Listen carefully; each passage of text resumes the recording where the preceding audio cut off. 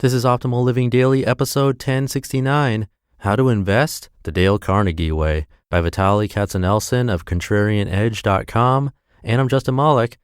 Happy Wednesday to you and welcome back, or welcome for the first time if you're new here. This is where I simply read to you every single day of the year, including weekends and holidays. Before we get to today's post, small business owners wear a lot of hats.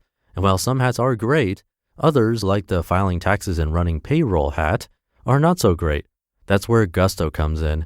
Gusto makes payroll, taxes, and HR actually easy for small businesses. Gusto automatically pays and files your federal, state, and local taxes, so you don't have to worry about it. Plus, they make it easy to add on health benefits and even 401ks for your team. I use it. Oh, and you can get direct access to certified HR experts too. Sounds like a pretty good way to kick off 2019 for your business, right? But here's the thing, deadlines for the new year creep up earlier than you think, and you're going to want to get started now. Don't wait, let Gusto make it easier on you. As a bonus, listeners get 3 months free when they run their first payroll. This is one hat you're going to be glad you gave up. Try a demo and see for yourself at gusto.com/old. That's gusto.com/OLD. For now, let's get right to the post as we optimize your life. How to Invest the Dale Carnegie Way by Vitaliy Katsenelson of Contrarian. The first time I read Dale Carnegie's How to Win Friends and Influence People was in 1990. I was living in Russia. The Cold War had just ended. Capitalist American books suddenly became very popular.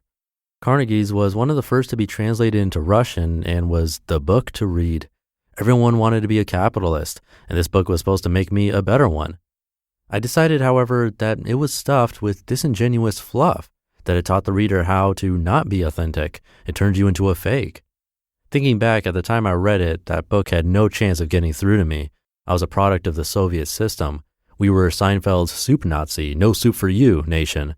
Teachers who were kind and inspired students were considered weak. I remember 2 teachers in my school who were considered virtuosos.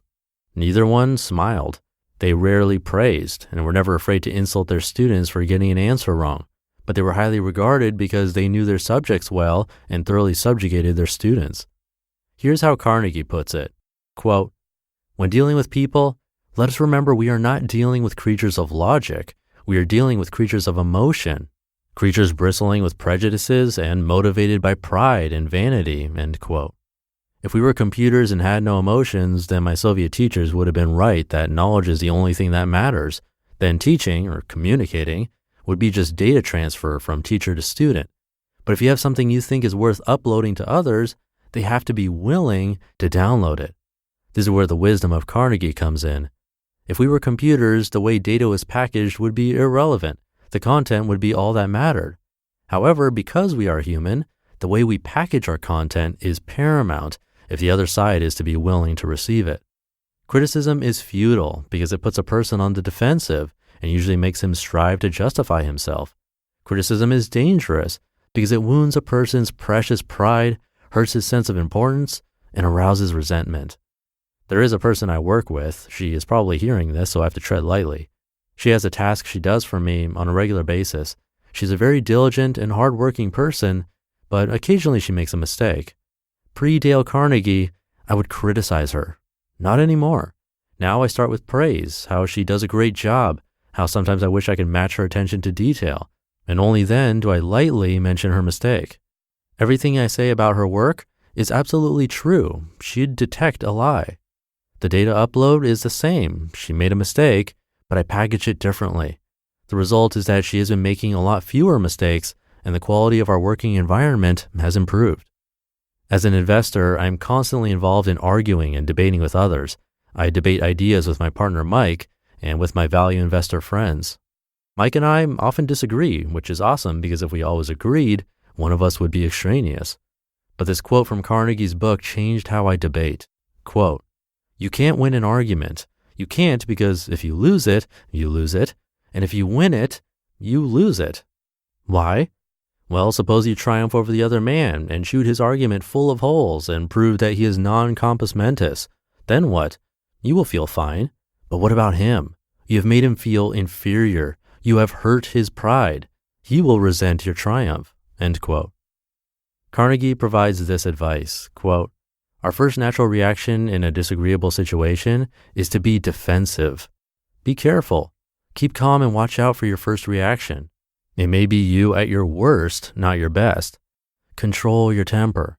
Remember, you can measure the size of a person by what makes him or her angry. Listen first. Give your opponents a chance to talk. Look for areas of agreement. When you have heard your opponents out, dwell first on the points and areas on which you agree." End quote. I used to feel I had to win every argument.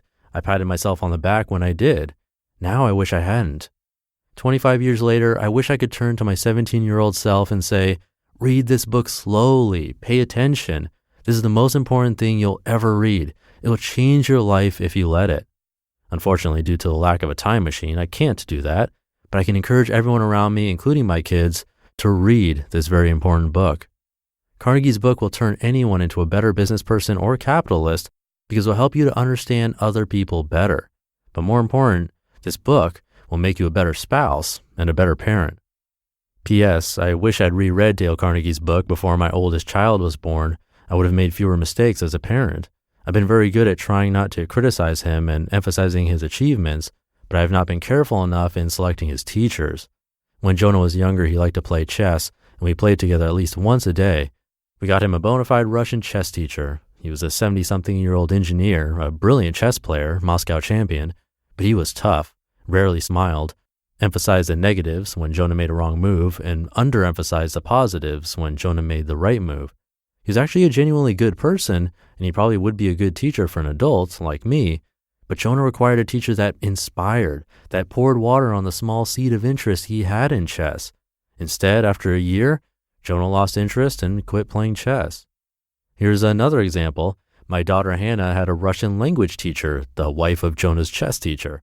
The wife was not much different from the husband, emotionless and tough. Hannah studied Russian for a year and made little progress. She was scared, intimidated. Dissatisfied with her lack of progress, we changed teachers. Hannah's new teacher is a beam of light and excitement. When she comes to our house, she brings joy and candy. After every lesson, Hannah gets candy. Hannah's Russian leaped forward. She got to the point where she started to read and memorize poems in Russian. She participated in her first Russian poetry jam. She looks forward to every lesson, not just because of the candy, but because her new Russian teacher figured out a way to make Hannah feel good about herself when studying Russian. That is Dale Carnegie 101. You just listened to the post titled, "How to Invest the Dale Carnegie Way" by Vitaliy Katsenelson of Contrarian.com. And don't forget, Gusto offers modern, easy payroll, benefits, and HR to small businesses across the country. And if you want your business to be all set up by 2019, you don't want to wait. Get in touch now and get 3 months free when you run your first payroll. Just go to gusto.com/old. That's gusto.com/OLD. I do recommend that book, How to Win Friends and Influence People. The audiobook is really good, so do check it out if you have a chance. But that'll do it for today. Thank you for being here. Have a great rest of your day, and I'll see you tomorrow, as usual, where your optimal life awaits.